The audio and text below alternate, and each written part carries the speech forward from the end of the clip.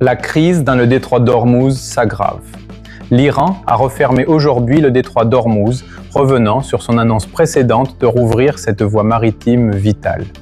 Des vedettes iraniennes auraient tiré sur un pétrolier, tandis que Téhéran accuse les États-Unis d'avoir trahi la confiance en maintenant le blocus naval des ports iraniens. Ce développement ravive les craintes pour l'approvisionnement mondial en pétrole. Un soldat français de la FINUL tué dans le sud du Liban. Un casque bleu français a été tué et 3 autres blessés lors d'une attaque alors qu'il dégageait une route dans le sud du Liban. Le président Emmanuel Macron a directement imputé l'embuscade au Hezbollah, la qualifiant d'inacceptable et exigeant que les autorités libanaises arrêtent les responsables.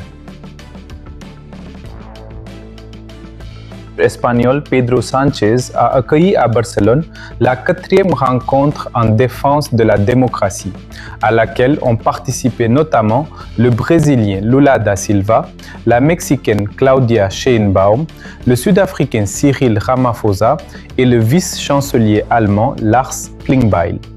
Cette réunion vise à mobiliser les progressistes du monde entier contre la montée de l'extrême droite.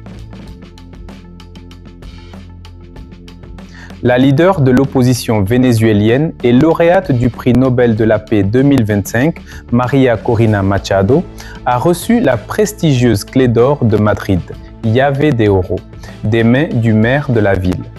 Aujourd'hui, elle s'adresse à un grand rassemblement de la diaspora vénézuélienne sur la Puerta del Sol au centre de Madrid. Le jeu français Clair-Obscur, Expédition 33 remporte un grand BAFTA.